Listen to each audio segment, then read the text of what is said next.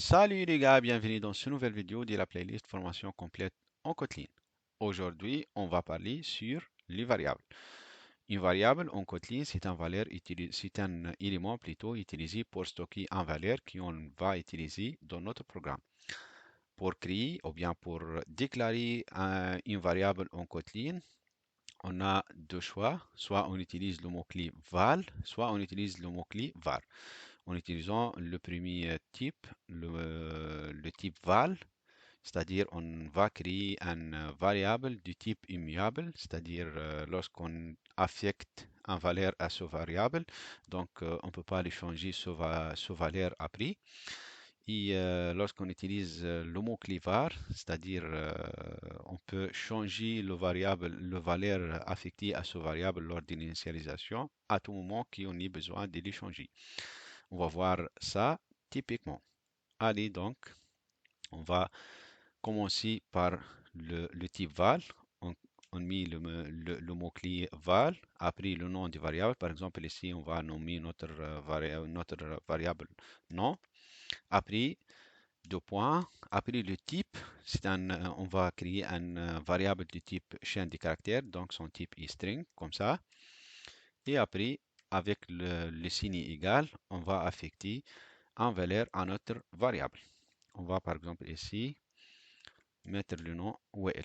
Après, pour créer un variable, juste la seule différence entre la déclaration entre de variable et de val et de var, juste le R et le L. On va changer le L par L, par R, pardon.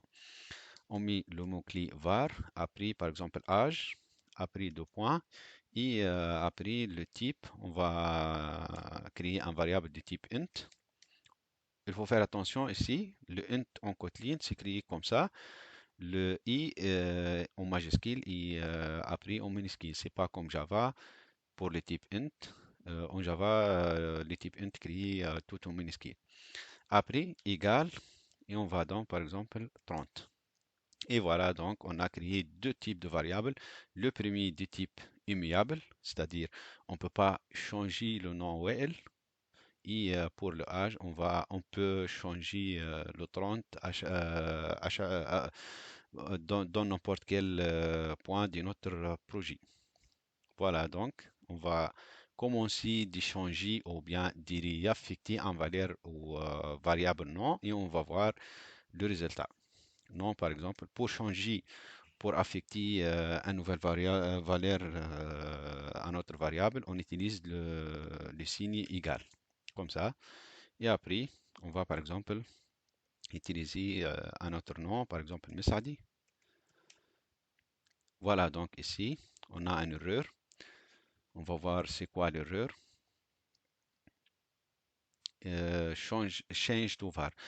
Ici, le type val n'accepte des nouvelles ou bien des changements sur le valeur d'initialisation. C'est pour cela l'éditeur nous proposait de changer le val par var.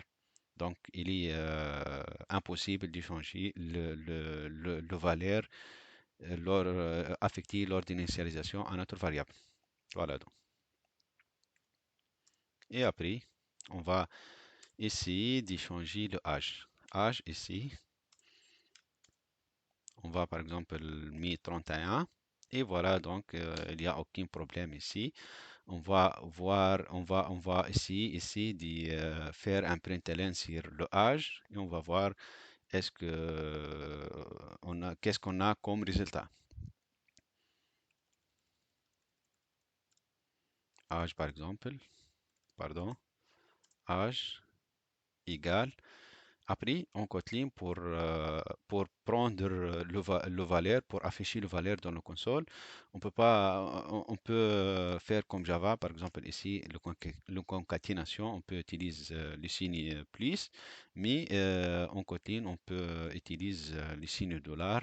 Après, on met le nom du variable et comme ça, il prend juste le valeur de variable.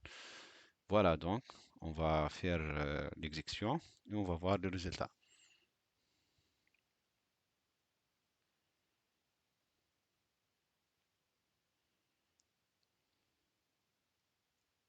Voilà, donc le nom, le variable âge est changé et sera 31 à la place de 30.